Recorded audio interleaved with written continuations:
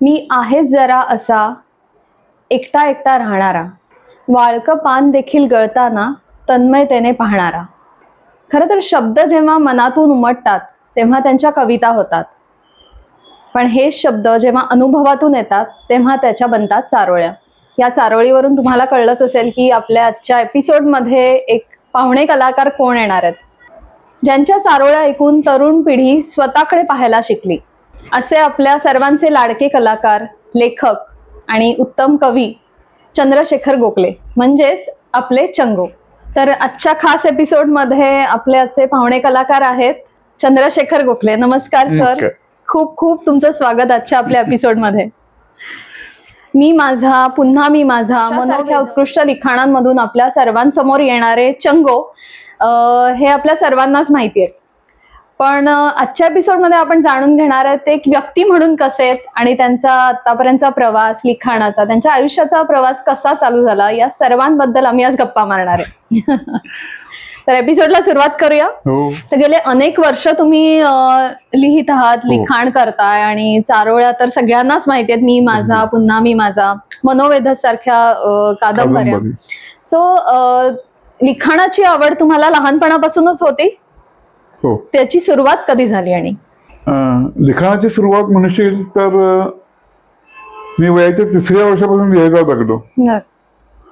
आणि आधी कविता लिहायचो नाही, मी कविता लिहायचो, आधी मी लोकांसमोर आलो ते कथा लेखक म्हणून. मी फार लहानपणी कथा लिहायला लागलो. 3री-4थी असल्यापासून माझ्या कथा मी लिहित होतो.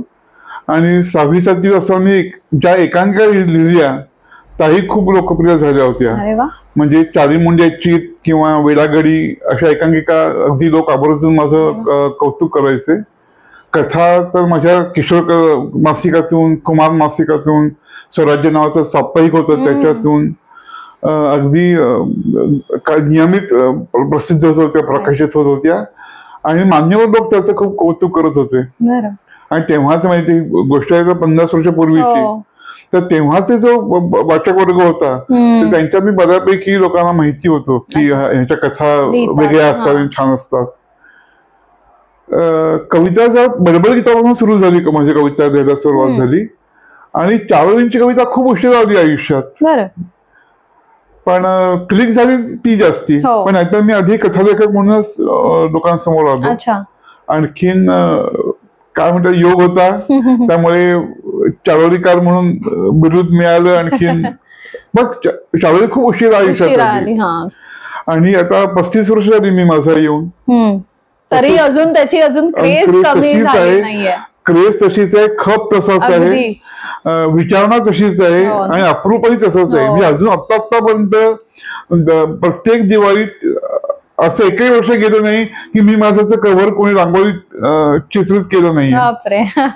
हे म्हणजे दरवर्षी ते कुठे पण आमंत्रण असतं, तर तुमचं कव्हर केलंय बघायला या. इथपर्यंत ते लोकप्रियता टिकून आहे. नक्कीच नक्कीच. फक्त काय झालं तुला सांगतो की जेव्हा चारोळींची कविता मी पहिल्यांदा लिहिली तेव्हा खूप वेगळं वातावरण होतं. इथे नवकव्यांनी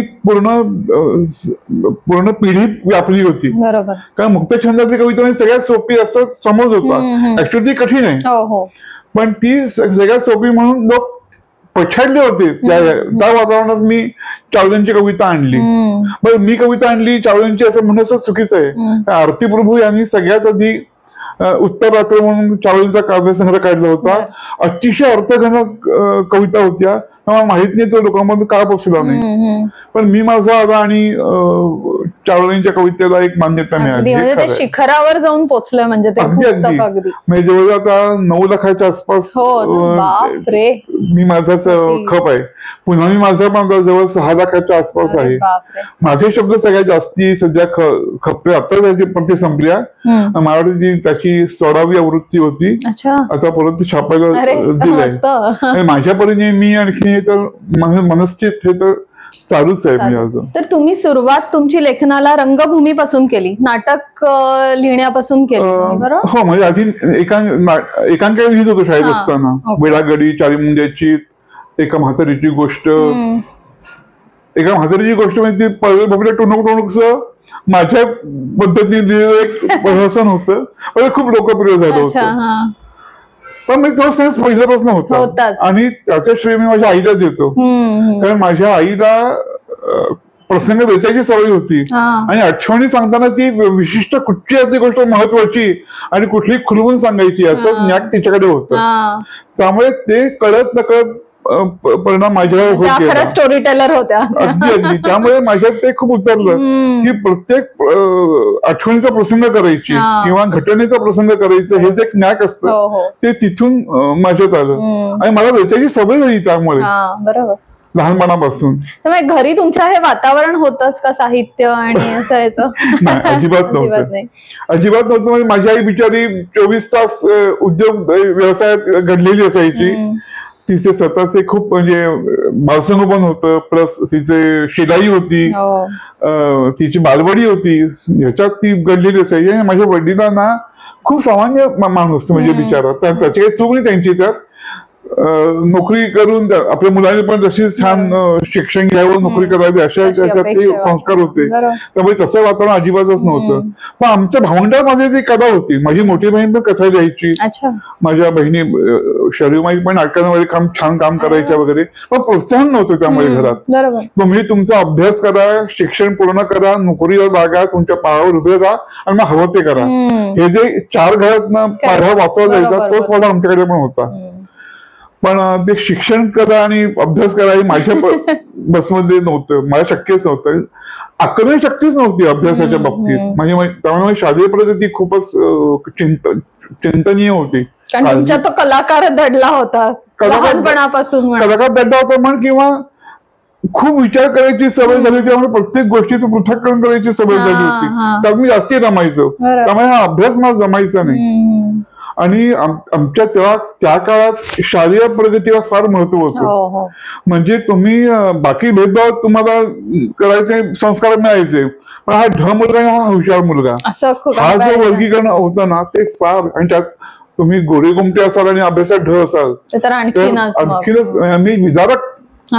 मी माझ्या शाळेला दोष देत नाही, मी माझ्या पालकांना दोष देत नाही, समाजचित्रच तसं होतं. तर ते काय करणार, मी वेगळा निपजलो. आता गंमत अशी झाली की त्यामुळे कुस्तमना वाढली माझी. मी काय करू शकतोय, मला काय करायचंय मला माहित असल्या कारणाने कुस्तमना माझी खूप झाली. पण एक आहे ना की तुम्ही ते ठाम राहिलात की तुम्हाला जे करायचंय ते तुम्ही शेवटपर्यंत तेच केलं. म्हणजे तुम्ही ठाम राहिलात. एक कारण सांगू का, म्हणजे कसा त्याचा तू त्याची जोडशी मला माहित नाही, पण परमेश्वरावर दृढ श्रद्धा होती म्हणजे पहिल्यापासून. म्हणजे बाप्पाला मोरया कर असेल त्यामुळे सांगतो लहान मुलांना, तेव्हा सांगावं लागलंच नाही. इतकी आमची ओळख परमेश्वराची माझी पहिल्यापासून होती. त्यामुळे ती दृढता जी म्हणतो आपण की मी त्या काळात म्हणजे मी किती 3-3.5 वर्ष असताना ध्रुवबाळाची गोष्ट पहिल्यांदा ऐकली आणि त्यात ध्रुवबाळ 18 स्थान मागतो. मी एवढा विलक्षण हरखून गेलो त्या 18 स्थानाची संकल्पना ऐकूनच. तर त्यामुळे ते संस्कार असल्या कारणाने मनावर माझे मी करून घेतलेले की मी दृढ राहिलो. मला कळत होतं मला काही चुकीचं करत नाही आणि आम्हाला त्याची पावती मिळत होती. बस बाकीचं ऍटमॉस्फिअर असं होतं की त्याला ते पूरक नव्हतं. त्यातलं एक आठवण म्हणून सांगतो, माझ्या वडिलांना अजिबात दोष देत नाही, त्यांची चूक नाही. पण माझ्या आयुष्यातला प्रसंग आहे हा की मी तो दिवस नावाची कथा किशोर मासिकात दिली होती आणि ती इतकी लोकप्रिय झाली की त्यावेळी जग 1 महिना पत्र येत होती आम्हाला, खूप छान वगैरे वगैरे. त्यात गोष्ट छापून आज्या ज्ञानदा नाईक आणि हमा मराठे यांची मला पत्र आली. हमा मराठ्यांचा जो विषय झाला, ज्ञानदा नाईकचा लगेच आलं की तुझ्यात एक लेखक दडलेला आहे आणि तू खूप छान लिहितोस, तर तू का सोडू नकोस वगैरे वगैरे असं ते सगळं ते त्याच्यात हे होतं. आता तू मला सांग, अशा एवढ्या मोठ्या लेखी कसं माडगूळकरांच्या मुलीचं पत्र मला आलं तर घरात वातावरण कसं पाहिजे. ते साधं उलटच. माझे वडील डोक्याला हात देऊन बसले की अरे तुला तेवढं लेखनाचं वेळ लागलंय, तू असं करतो, मग तू अभ्यास कधी करणार, मला तो अभ्यासात तू ढळ. तुम्ही किती वर्षाचे होता तेव्हा? मी असे 12-13 वर्षाचा. आणि म्हणजे सगळं वातावरण एकदम कोलाप्स करून टाकलं त्याने आणि त्याचा मनावर परिणाम होतो ना नाही म्हणतो तरी. तर असे अनेक न्यूनगंड मी जोपासत माझी कला सोडली नाही. पण ते महत्वाचं आहे की म्हणजे तुम्ही ठाम राहिला तुमच्या डिसिजनवर, कशी परिस्थिती असू दे. अगदी. आणि एक बरं होतं की माझ्या बहिणींना माझं खूप कौतुक होतं. आईला कौतुक होतं, आई बाबा वडिलांपुढे आईचं काही चालायचं नाही, पण बहिणीने काय अप्रिशिएट केलं मी काय दिलं ते. त्याचा मला खूप आता 60 उलटल्याच मला असं जाणवतं की त्याने जर का उदासीनता दाखवली असती ना तर मे बी थोडासा माझ्या माझ्या प्रगतीला आळा बसला असता.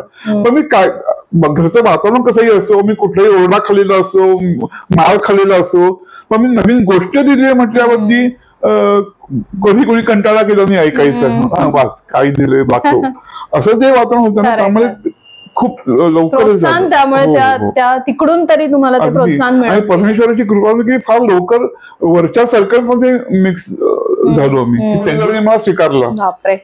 आणि तेव्हा रजनीमध्ये प्रिया तेंडुलकर एवढी टॉपला होती आणि बिझी असायच्या, खूप दिवस रात्र शूटिंग आणि सगळं असायचं, पण तरी सुद्धा तिचं आमच्याकडे लक्ष असायचं. मी, राजू तिचा भाऊ काय करताय वगैरे, किंवा अजून एक सचिन नावाचा मुलगा होता की तुमचं काय चाललंय काय, हे सगळं ती चौकशी करायची. आणि मुख्य म्हणजे बाबांना माझ्या कथा खूप आवडायच्या. ह्याच्यात सुद्धा मला मी जास्तच बोलतोय, पण बाबांचं माझं कधी वैचारिक दृष्ट्या पटलं नाही, त्यांची मतं मला कधी पटली नाहीत. लिखाणही मी खूप बाबतीत त्यांच्याशी थोडासा वादच घालायचो, पण त्यांना माझं लिखाण आवडायचं. म्हणाले तुझ्या कथामध्ये एक साजूक हे आहे ना, तो गाभा आहे आयुष्याचा, असं ते नेहमी म्हणायचे. आणि म्हणजे प्रत्येक कथा ते अगदी आवर्जून ऐकायचे, वाचायचे, त्यांच्या मित्रांना सांगायचे ह्याची ही कथा वाचायची आवडेल वगैरे. तर त्यामुळे ते खूप पोषक वातावरण मिळालं. आणि अजून आवर्जून नाव मला घ्यायलाच पाहिजे गौतम राज्याध्यक्ष. त्यांनी माझ्या लिखाणावरती आम्हा प्रेम केलं. म्हणजे माझे टाळोळे असो, कविता असो, कथा असो, त्याच्यामुळे मी चंद्रीमध्ये जायला लागलो. दिवाळी अंक त्याच्यामुळे बरेचसे मला अप्रोच झाले की तुम्ही कथा द्या वगैरे.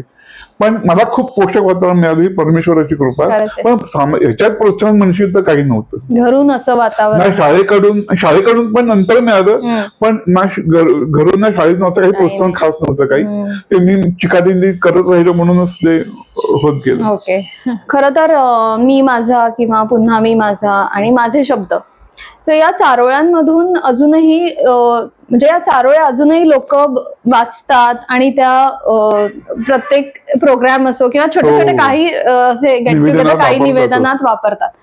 सो मला असा प्रश्न पडला की एवढा 4 शब्दांमध्ये चारोळी असते, 4 ओळींमध्ये, तर एवढा गहन अर्थ, एवढं खोल जे मनातल्या भावना मांडायच्या त्या कशा काय मांडल्या जातात? मुळात मग कवितेचा उद्देशच मनातल्या भावना मांडणं हा आहे. मग तुमची ती कविता 4 कडव्यांची असो किंवा 4 ओळींची असो, जेव्हा मनातली भावना पूर्ण मांडली गेली असं जेव्हा समाधान होतं कवीचं, तेव्हा कवी थांबतो. त्यामुळे मला जी कविता सांगायचं असतं ते 4 ओळी सांगून होतं, म्हणून 5वी ओळ मला सुचत नाही. जगा ते मला समाधान झालं नसतं. आता माझ्या काही दीर्घ कविता पण आहेत, पण 4 ओळीच जे सांगायचं सांगून होतं, मग मी थांबतो. उगीच 5वी ओळ द्यायचा अट्टहास मी करत नाही. आणि शेवटी मॅक असते ती तुमच्या अंतर्गत जे काही त्यांच्यात होत असेल त्यात ते जमून जातं तुम्हाला. बरोबर. आणि त्या तुमचे शब्द पण एवढे तरल आणि असे टच टू द हार्ट असतात की असं वाटतं की अरे आपलीच गोष्ट आहे ही, आपल्यावरच लिहिले. मी बोलतोय शब्द नाही सुचत मला, जे आपल्या संवादातले आहे, वाचनातले तेच शब्द. याला कारण मी माझं वाचन कमी आहे त्यामुळे असेल, माझं वाचन खूप कमी आहे, त्यामुळे बोली भाषेत जेवढे शब्द माझ्या संग्रही आहेत तेवढे कोंड्याचा मांडा करून तुम्ही असं बोलता म्हणजे काय आम्ही पण पण एक कवी तयार होण्यासाठी किंवा ते सुचण्यासाठी कुठल्या गोष्टी आवश्यक असतात? प्रोत्साहन आवश्यक असतं, आणखी मुख्य स्वतःची ओळख पटणं आवश्यक असतं.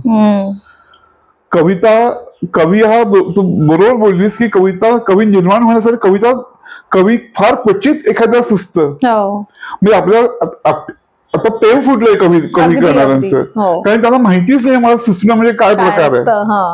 सुचणं हा प्रकार ज्याला कळला ना तो खरा कवी. आणि ती ओळख स्वतःची पटावीच लागते आणि ती त्याला कुठे मान्यता मिळावी लागते. गंमत सांगतो, हे कसं ओळखायचं. माझ्या ताईचं लग्न झालं ना तेव्हा मी माझं वय होतं 10 वर्षाचं. आम्ही राहायचो विले पार्लरला, एअर इंडियाच्या सोसायटीत, सगळे एअर इंडिया वाले होते. त्यामुळे सगळ्यांकडे हाँगकाँग सिंगापूरच्या वस्तू आलेल्या असायच्या. तर तेव्हा काय फार होतं, रुखवत लागायचं लग्नात. म्हणजे ताईचं लग्न होतं तर तेव्हा एक ठरलेला आयटम रुखवातीच असायचा की तुम्ही सोनचाफ्याची फुलं डिंपलच्या ह्याच्यामध्ये बंद करून, बाटलीत हवा बंद करून ते रुखवतात ठेवायचं. की वर्षोवर्षी ती सोनचाफ्याची फुलं तशीच राहायची. खूप रुटीन झालं होतं हे. मग कवी म्हणजे कवीचा विचार कुठे वेगळे होता तिथे. मी तेव्हा 10 वर्षाचा होतो. माझी कवी फुलं केविलवाणी वाटायची की काय अर्थ आहे का. वर्षोवर्षी ती तशीच राहतात पण त्याचा जीव जो हरवलेला असतो, त्या सुगंध हरवलेला असतो. आपण फक्त बाटलीतनं बघायचं ती तशीच्या तशी आहेत. मी आईला म्हटलं, आई बाकी सगळं ठीक आहे म्हणजे ते रुखवतात ते बरणी ठेवू नकोस फुलांची, आपल्याला नको ती. तर आई म्हणाली बरं. आणि ती काकूला म्हणाली हे आमचं रत्न आहे ना हे जरा वेगळंच आहे. तो क्षण मी पकडला, हे रत्न आहे ना आमचं जरा वेगळंच आहे. कुठे त्याची साक्ष पडली मला की हा जे मला म्हणायचंय तेच आईला कळलेलं आहे. मी त्याचं माझी कविता सांगतो चारोळींची की खराट्यानं झाडतात ते प्राजक्ताचा सडा, खराट्यानं झाडतात ते प्राजक्ताचा सडा आणि मी हळहळ की म्हणतात हा खरा वेडा. हा जो फरक आहे तो त्या क्षणी तिथे आला की माझी सोनचाफ्याची फुलं फार केविलवाणी वाटत होती आणि आईने ओळखलं मला काय म्हणायचं. आणि ती मान्य करून तिने काकूला सांगितलं की हे आमचं रत्न जरा वेगळंच आहे. तो क्षण म्हणतो माझ्यातला क्रांतिकारी क्षण होता असं मला वाटतं अजूनही की जिथे मला मान्यता नाही की माझ्या काळामध्ये कोणते कोणालाही कळतंय मला काय म्हणायचं आणि आईला कळतंय आणखीनच. कारण माझी आई, मी आता नंतर आमचं नाही पटलं पण मी मामाच बाळ होतो. अक्षरशः आईचा पदार्थ धरून मी लहानचा मोठा झालो आणि त्यामुळे मी उभा आहे आज. मी आईचेच आशीर्वाद देते. तर म्हणतेच असं की कवी निर्माण होतो पण ते त्याला पोषक वातावरण मिळावंच लागतं. आणि पोषक वातावरण नसेल तर ते स्वतःवर दृढ श्रद्धा विश्वास पाहिजे की मी करतोय ते बरोबर, स्वतःवर विश्वास. अगदी. तर तुम्ही नक्कीच त्याच्यात वाट शोधत जाता. बरोबर. मी कसं होतं मूळचा मी कवी नाही, मी लेखकच होतो, कथालेखकच होतो मी. त्यामुळे माझी प्रगती जास्ती तुम्ही बरोबर आणि फार योग्य वेळी सिरियल आमच्या मालिका विश्वास सुरू झाला आमच्या आयुष्यात. त्यामुळे आमच्या लेखकाला खूप वेगळं फील्ड मिळालं. नाहीतर ती कुसुमना वाढली असती. फार योग्य मी अगदी तरुणाईच्या ह्याच्यात मी प्रवेश करताना दूरदर्शन मालिकाच्या हे सुरू झालं. लक्ष्मीनाथ, रवी वासवानी, दिलीप धवन, राजेंद्र चावला सारखे ग्रुप मिळाला. ते सगळं बरोबर सर्कल वाढत गेलं. चारोळी ही तुमच्यासाठी एक शैली आहे का भावना मांडायचं एक साधन आहे? साधनच म्हणायला पाहिजे. काही शैली म्हणजे कसं आहे की ही माझी शैली आपण कधी म्हणू शकतो जेव्हा मी 3 कादंबऱ्या लिहीन, 4 कादंबऱ्या लिहीन आणि मग त्यातले जे वाचकाला जाणवेल ती शैली झाली की हा ओघवता लिहितो किंवा जरा पसरट लिहितो पण विषयाला धरून असतं ते. तर तसं कवितेमध्ये शैली येत नाही. पण माध्यम चारोळींचं साधन ते खूप जमून गेलं. त्याची पण गंमत आहे की पाण्याचा बघणं किती विसंगत, पोहणाऱ्याला बुडवून प्रेताला ठेवतं तरंगत, ही माझी पहिली चारोळी आहे. तर ही कविता वाचून माझी बहीण माई आमची इतकी हरखून गेली की त्या हरकण्याने मला कळलं की अरे हेच काय ते जबरदस्त आहे. तो मला माहित नव्हतं, कल्पना नव्हती. जसं इतर मी जायचं मी दिलं होतं. सुस्ताना मला हे काय विलक्षण काही असं काही वाटलं नव्हतं. पण जेव्हा माई बँकेतनं आली, माईला मी दाखवलं, माई अशी जी आवाज झाली ते वाचून आणि माईने बरोबर वाचून दाखवली कविता कोणाकोणाला, अशा ताईला किंवा मला, तेव्हा मला कळलं हा ही इतकी हरकून जाते म्हणजे काहीतरी लिहिलं गेलं. आणि मग ते सुरू झालं चारोळींचं.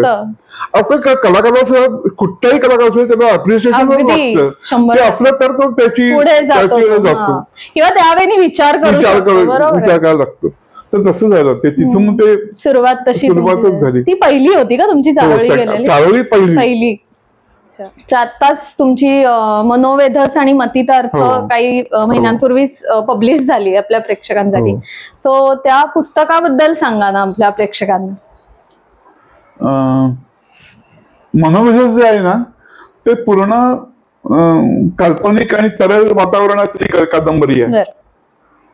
शेवटी ती आहे मानव माझ्या मधातली, पण तरी सुद्धा ती काल्पनिक आणि थोडीशी तरल आहे की त्यात प्रत्येक गोष्ट उदात्त आहे.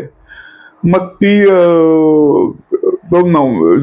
भले तो हा नायक थोडा भरकटलेला होता किंवा तो व्यसनी होता किंवा काय, तरी सुद्धा तो त्याचं पिंड जो होता तो सात्विक होता. आणि मला वातावरण मी ते तसंच ठेवलं होतं.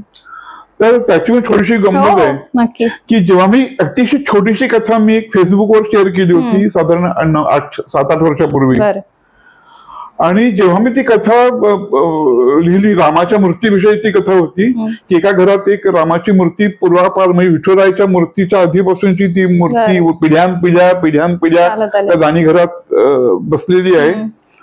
आणखीन तिचं ते मी वर्णन केलं होतं. होती ती लघुकथा, म्हणजे जवळजवळ 25 ओळीतली कथा होती ती, पण त्यात वर्णन मी तरी रामाचं जे केलं होतं तर तुम्हाला खोटं वाटेल 60-70 मेसेज मला एका आठवड्यात आले की सर आम्हाला ती मूर्ती बघायची किंवा सर ती मूर्ती कुठे पाहायला मिळेल. आणि मग मला कळलं यार बरं इथे किती त्यांनी अप्रिशिएट केलं ते मला कळलं काहीतरी गंमत आहे. तर मी मुग्धाला म्हटलं की मुग्धा मला ना असं एक पुस्तक काढायचंय, एकाच कथेवर पुस्तक काढायचंय मला. तर ते म्हणजे मामा अरे असं एका कथेवर पुस्तक कोण काढत नाही, असं कसं होईल. पण म्हटलं नाही, माझी फार इच्छा आहे की ही रामाची जी कथा आहे ती फक्त एकच कथा द्यायची. भले मग ते एक कथा वाचून लोक पुस्तक बंद करतात, पण तर ती विचार माझ्या हट्टासाठी माझी बोलतो लिहायला सुरुवात कर, आपण बघू हे कसं करता येईल. मग मी लिहायला सुरुवात केली. मग तिने 1-2दा विचारलं मामा ती कथा लिहिली का, पण ती कथा थांबेच ना. त्यामुळे मी लिहितोय असं करत ती 500 पानं कथा झाली. आणि ती कादंबरी हे नंतर लक्षात आलं लघुकथेची कादंबरी झाली. पण ती शेवटी एकाच कथेची पुस्तक निघालं मनोवेधस, आणि ते अतिशय लोकप्रिय झालं. त्याची 6वी आवृत्ती प्रकाशित होईल. आणखीन गुजराती वाचक त्या कादंबरीला मिळाले. आता मला जवळ 60च्या वर माझ्या प्रती गुजरातच्या ह्याच्यात विकल्या गेल्या आणि खूप अप्रिशिएट केलं. आणि मतितार्थ म्हणजे कसं पूर्ण वास्तववादी आहे. त्याला चित्रपट क्षेत्र, कारण मी स्वतः चित्रपट क्षेत्रात खूप आवडलो गेली 30 वर्ष, त्यामुळे त्याचा थोडासा बॅकग्राऊंड आहे, पूर्ण पार्श्वभूमी चित्रपट क्षेत्राशी आहे. ती मग एक प्रेमकथा आहे, म्हणजे पूर्ण वास्तववादी आहे. आणि आता वाचक म्हणतात की अजून 50 वर्षांनी सुद्धा तुमची मतितार्थ मनोवेधस वाचनात असतील, तर त्यामुळे मला ते एक समाधान आहे की.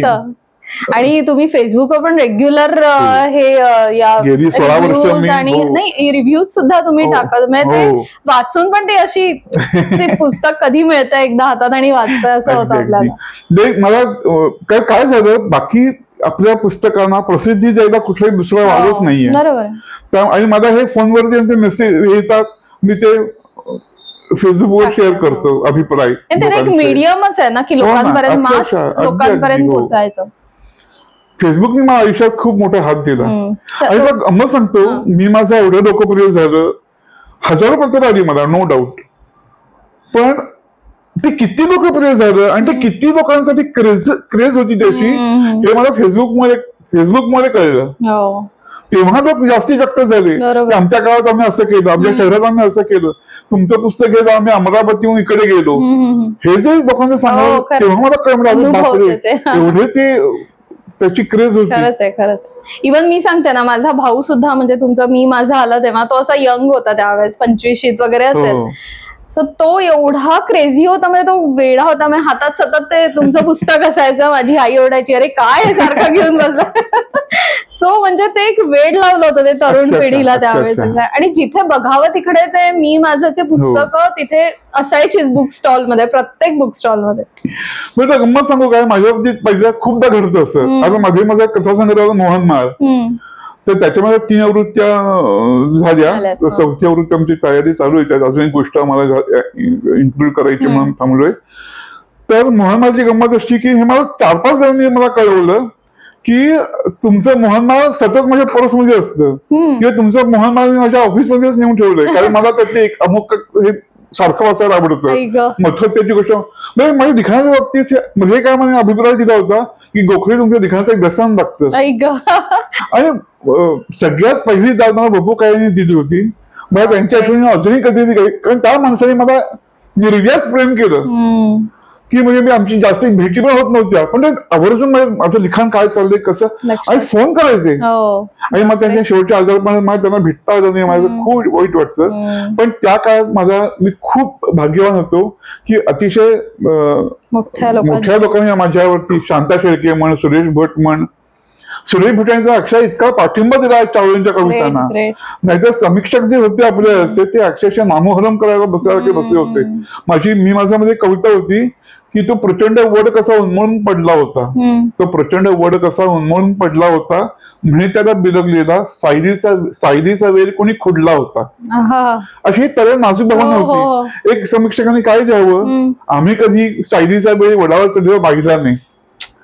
काय मामामध्ये समीक्षा, आणि तुम्ही अशी समीक्षा देता. हो ना, असं. पण तेव्हा सुरेश भटांनी त्यांची अशी उतरवली होती की मला वाद घालावंच लागले नाही. तुमच्यापर्यंत आलंच नाही.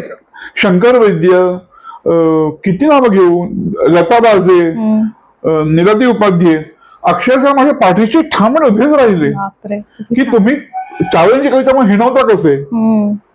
केवढा मोठा सपोर्ट ना म्हणजे. हो ना. आणि माझं तेव्हा ऍक्च्युअली सांगू, माझं मानसिक हे पण तब्येत जे हे लागतं ते नव्हतं, कारण मला सुचलं म्हणून मी लिहिलं, लोकांचा आग्रह झाला म्हणून पुस्तक काढलं. पण अशा प्रकारे मला सामोरं जावं लागेल या ट्रोलिंगला. माझी काही तयारीच नव्हती. हे लोक नसते तर मी काय केलं असतं. पण माझा साहित्यिक अभ्यास पण नाही की हे रेफरन्स देतोय, ते संदर्भ देतोय, असं काही नव्हतं. पण ते या लोकांनी बाजू खूप सामावून घेतली. बरं, आमच्या घरीचं वातावरण अजूनच भयंकर. माझ्या वडिलांना शेवटपर्यंत कळलंच नाही की ह्या सारखे म्हणायचे काय या कवितेमध्ये मला कळत नाही, इतकं लोकप्रिय झालं. म्हणजे त्याच ह्याच्यात राहिले. प्रोत्साहन बित्साहन तर शक्यच नव्हतं काही, पद्धतच नव्हती. बरं, माईनी पुस्तकाला मला खूप मदत केली, प्रोत्साहन दिलं, तिला शिव्या पडल्या. ते पुस्तक खपायला लागल्या ना, ते काय नशिबाने काय थोडं काय झालं म्हणून त्याला कुठे नाही, पाठीवर एक थाप पडावी लागते ना, काही नाही. बरं, मला राजकारणी लोकांचं खूप प्रोत्साहन दिलं. नितीन गडकरी, प्रमोद महाजनचा दुपारी फोन आला. तर आता मला काय माहिती ना, आणि अक्षर खूप साधा माणूस होतो आयुष्य आमचं. मग मी फोन घेतला, तर मला मी प्रमोद महाजन बोलतोय. तर मी काय एकदम कोण प्रमोद महाजन असं हसायला लागले. तर इतके खूप पाठिंबा दिला. अगदी मग मुंडे सर सुद्धा खूप छान लोक तुमच्या आयुष्यात येत गेली. जितकं मी अवहेलना भोगली ना लहानपणी, तितकी मी कौतुक अनुभवतोय. आणि ते 60 उलटली तर ते अजून वाढूनच चाललंय. 60 म्हणजे ते उलट फिरतं ना म्हणतात, रिव्हर्स होत चाललं. अगदी. तर सोशल मीडियावर तुम्ही खूप ऍक्टिव्ह असता. इंस्टाग्राम म्हणा, फेसबुकवर ऑलमोस्ट 1-2 दिवसाआड तुमच्या चारोळ्या येतात, तुम्ही लिहित असता, लिखाण पण चाललेलं असतं, तुमच्या पुस्तकांचे रिव्ह्यूज असतात, आणि तुम्ही ब्लॉग्स पण लिहिता एखाद्या विषयावर असं. सो त्याला इतका प्रेक्षकांचा भरभरून प्रतिसाद असतो की लाईक, शेअर, कमेंटचा पाऊस पडलेला असतो. सो या अशा चांगल्या कमेंट्स पण येतात. कधी कधी ट्रोलिंगला सुद्धा तुम्हाला सामोरं जावं लागत असेल, तर ते कसा अनुभव आलाय का तुम्हाला असा काही? मध्ये खूप आला तो विदारक अनुभव. पण तसं मी सांगतो हे असं म्हणजे आभासी जग आहे फेसबुक म्हणजे वगैरे, तर मी तर सांगतो अतिशय जीवाभावाची माणसं भेटतात फेसबुकवर. म्हणजे आता तर म्हणजे माझ्याकडे 50च्या वर अशी कुटुंब आणि असा मित्र परिवार आहे की जो माझ्या पाठीशी म्हणजे भक्कमपणे उभा आहे. किती छान. म्हणजे आमच्या घराचं शिफ्टिंग म्हण, आताच्या शिफ्टिंग केलं आमचे सगळे फेसबुकवरच मित्रांनी सगळं मार्गदर्शन केलं, तर आखून दिलं काय करा कसं करा. तर ट्रोलिंग जेव्हा झालं एक झुंड, आपण झुंडच म्हणूया दादा, माझ्या पाठी मागे लागली.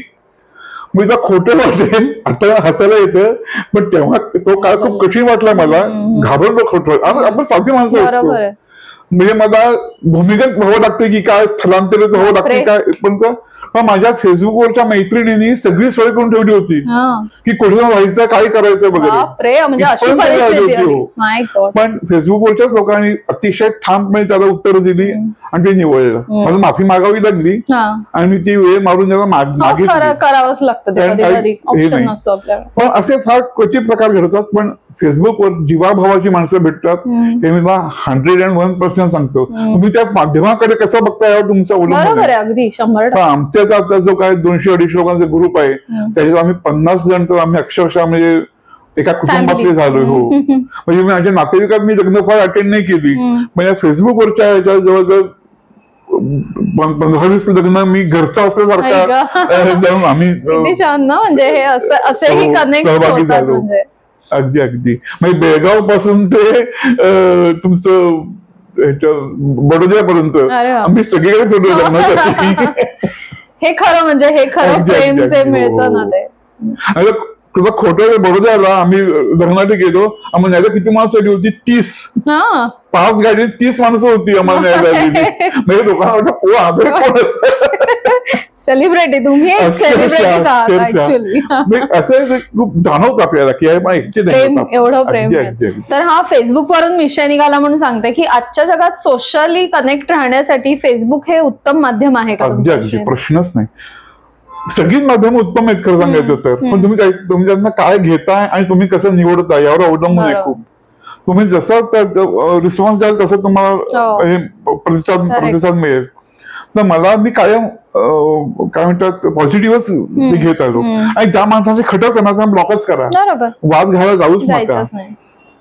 कारण इथे एकमेकाचे हेवे दावे काढणारे, तुमच्या नावा आडनावावरून तुमच्यावर कॉमेंट भरपूर लोक आहेत.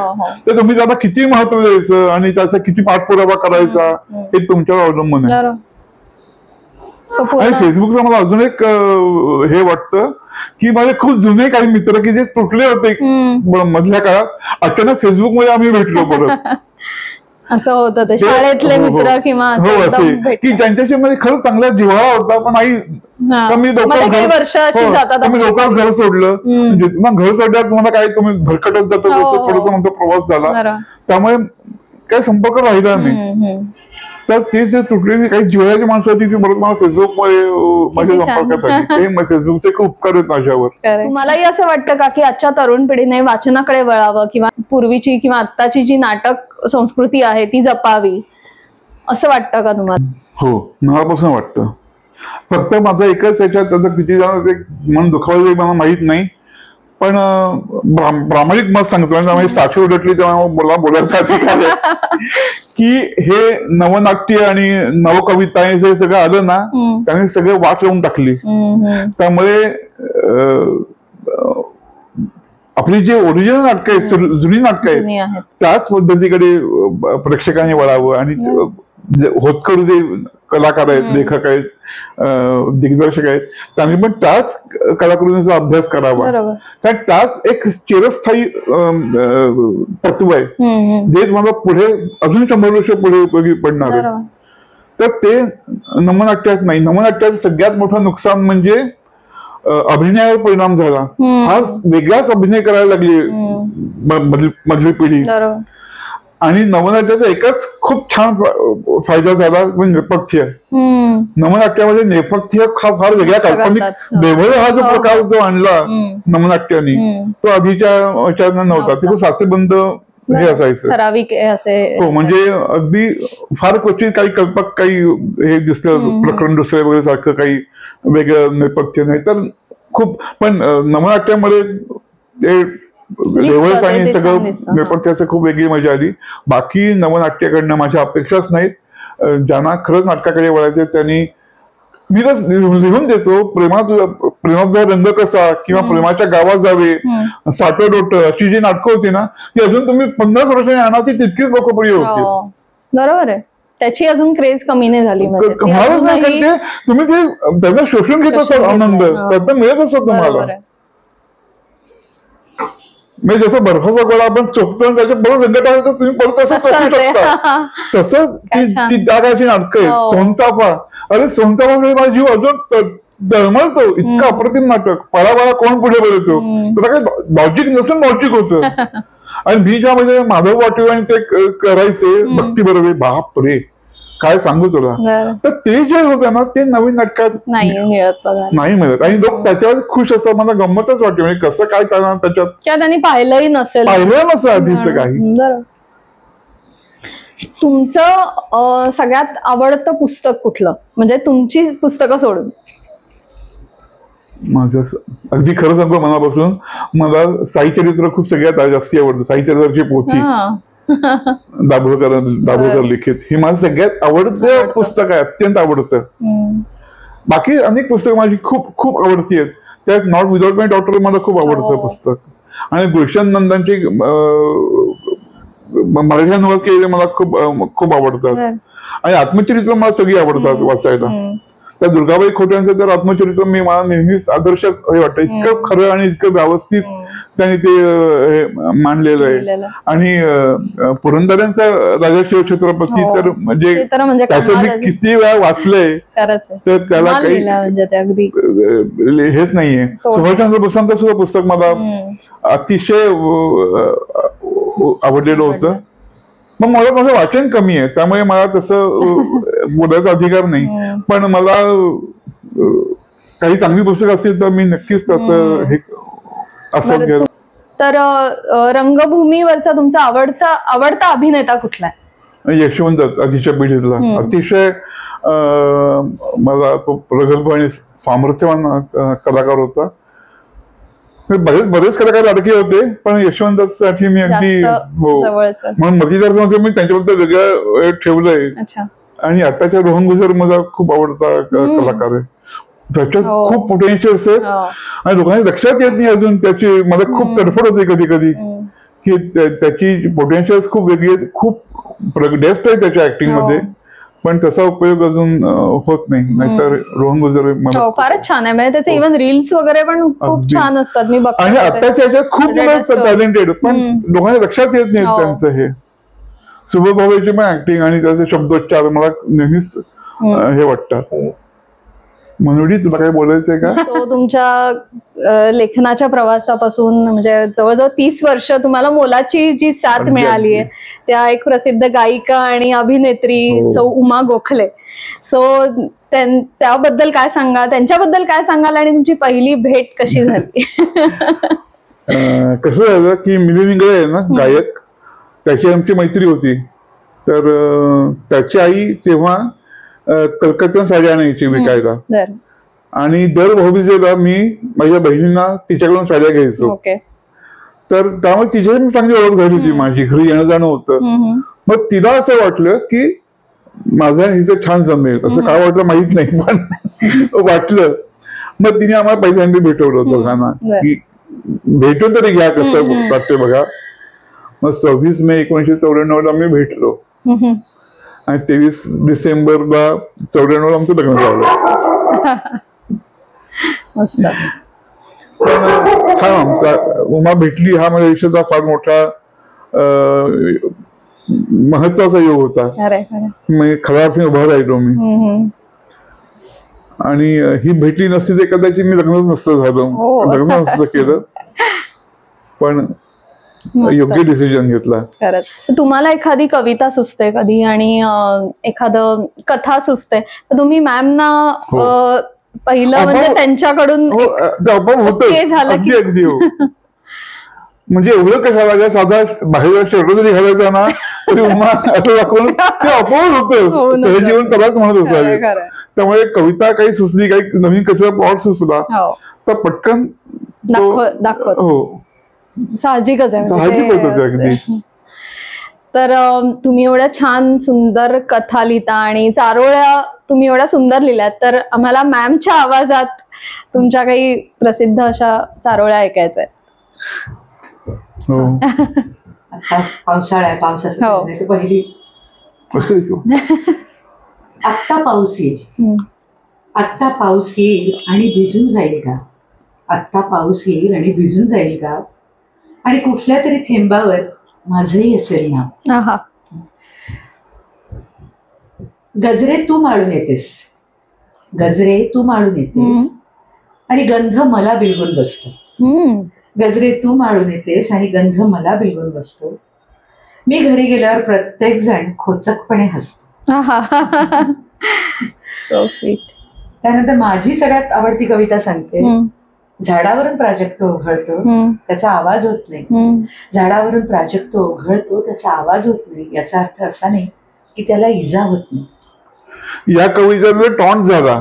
अच्छा, जरा भांडण झालं की प्राजक्ताचं हे जखम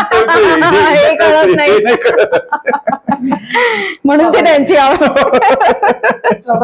ऑब्व्हियसली. तसं सगळं तुला देऊन पुन्हा माझी ओंजळ भरलेली, सगळं तुला देऊन पुन्हा माझी ओंजळ भरलेली. पाहिलं तर तू तुझी ओंजळ माझ्या ओंजळीत धरलेली. किती सुंदर, तरल अशा ना, टच टू द हार्ट. काहीच नाही, काहीच नाही. तुम्ही फक्त कळलं तिथे ते जाणवतं. कधी कधी तुम्हाला कोणीतरी विचारलं की अर्थ सांगायचा, मला अर्थ नाही सांगता पण मला जाणवतंय अशी टच होते कुठेतरी अशी ती. तशा सगळ्याच आहेत त्यांच्या. तू विझत असताना तुझ्या भोवती मी ओंजळ धरली, तू विझत असताना तुझ्या भोवती मी ओंजळ धरली.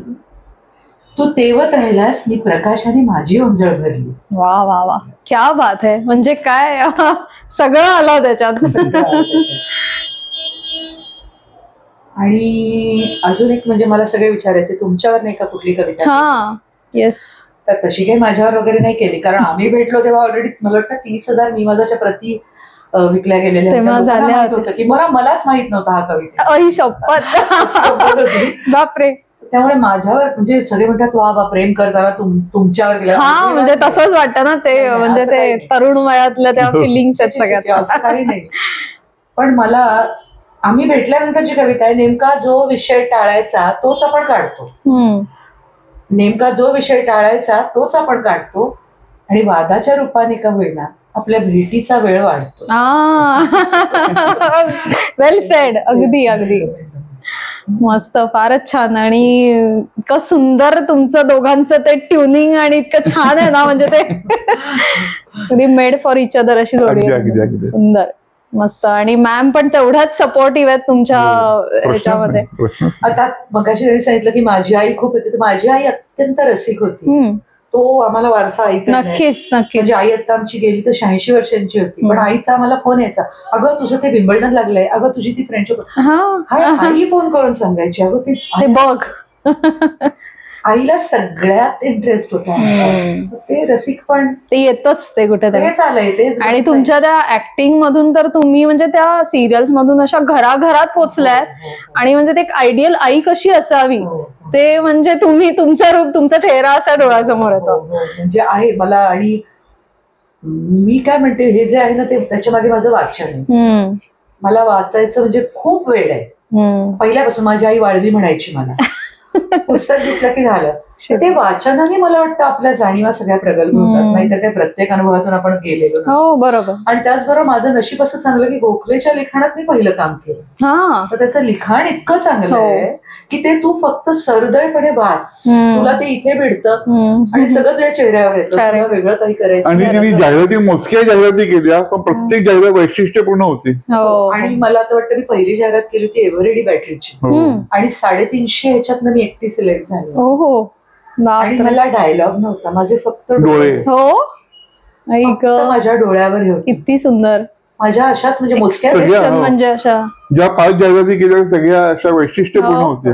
अगदी अगदी अगदी प्रश्नच नाही. इव्हन मी काही हिंदीत फार काम केलं पण मी एकच पण तिचं एक वैशिष्ट्य म्हणजे तिने मध्ये संध्या छाया इंग्लिश मध्ये केलं होतं. आणि इंग्लिशची इतकी सवय नाही तिला, पण कुठेही इतकंस सुद्धा खटकलं नाही, इतकं ते फ्लुएंट इंग्लिश ती करत होती. फारच छान. त्यामुळे मला आणि मी गाणारी असल्यामुळे आवाजावर जास्त प्रमाण. मी नेहमी सांगते आवाजाला सांभाळा, आवाज खूप तुम्ही संयतपणे वापरा, कारण कधी कधी स्टेजवरची एंट्री असते, तुम्ही यायच्या आधी तुमचा आवाज येतो आणि त्याच्यावरून आपण खूप काही कल्पना करतो की आता कोण येईल काय येईल, तर तो आवाज तुम्ही खूप चांगल्या प्रकारे सांभाळा. त्यामुळे आवाजात खेळायला मला खूप आवडतं. आताही माझी तीच इच्छा आहे तशी जास्त. मी पहिल्यांदा सिरियल केली, मला काही कशाचा अनुभव नाही. संगीत कुलकर्णी होता आमचा डिरेक्टर, रिमझिम केली होती, पहिली तुमची होती जी आपण प्रोड्यूस केली होती जेव्हा अल्फा मराठी होती. आणि माझं काहीतरी डबिंग करायचं होतं, तर मी घाबरून गेले, म्हणजे कसं असतं काय काही माहित नाही. संगीत म्हणा डोळे मीट आणि कर, आणि मी डोळे मिटून डबिंग केलंय. तू बोल जसं तू तुझा अंदाज घे तिथे काय बोलली होती, एकदा वाक्य बघ आणि डोळे मिटून म्हण. केवढं कसं म्हणजे अक्षरशः तू मगाशी बोलली होतीस ना ते तुझ्या मीठ डोळे आणि कर, आणि माझं बापरे. हे खरं कलाकार असल्याची लक्षण आहेत. म्हणजे हे कल्पना नाही, आपल्याला माहित नसतं. मी आयुष्यभर गाणं गाणं गाणं जपत आले, पण मला वाटतं माझी ही लाईन घेऊ. पण आवाजाचं मात्र माझं प्रभुत्व आहेत आवाजावर. एखादं गाणं एवढा छान तुम्ही गायिका आहात, तर आम्हाला एखादं आपल्या प्रेक्षकांसमोर एखादं गाणं होऊन जाऊ आवडेल खरं, पण कितपत जमेल आता मला माहित नाही, कारण मध्ये बराच खंड पडलाय, बऱ्याच घटना अशा घडल्यात की त्याचाही परिणाम आहे माझ्यावर. मी आपला प्रयत्न करते एक साधंसं गाणं आपलं. वैकुंठीचा राणा तुझे नारायणा, वैकुंठीचा राणा तुझे नारायणा, चतुर्भुज रूप वाटते प्रशांत, चतुर्भुज रूप वाटते प्रशांत, शंख चक्र गदा पद्मही करात, वैकुंठीचा राणा तुझी नारायणा, वैकुंठीचा राणा तुझी नारायणा. खूप सुंदर, खूप छान. एकदम असं ते काय म्हणतात प्युरिटी अशी म्हणतात, एकदम शुद्ध आणि असे मस्तच. करणारे पण मी नव्याने परत. तर हा आता शेवटचा आणि एक खास प्रश्न आहे की अशी एखादी कुठली चारोळी आहे की ज्याने तुमचं अख्खं आयुष्य त्या चारोळीनी आपल्या समोर दिसतं?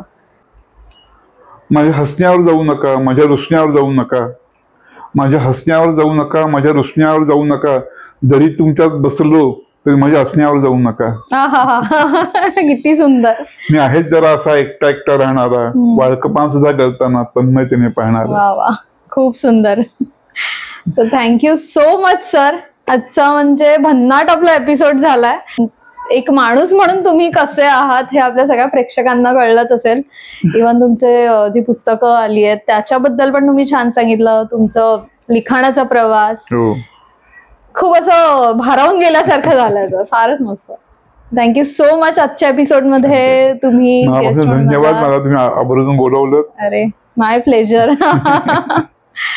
सो तुम्हाला आजचा एपिसोड कसा वाटला त्याबद्दल कमेंट्स मध्ये लिहून नक्की कळवा आणि पिऊ द स्टोरी टेलर या युट्यूब चॅनलला सबस्क्राईब करायला विसरू नका. धन्यवाद.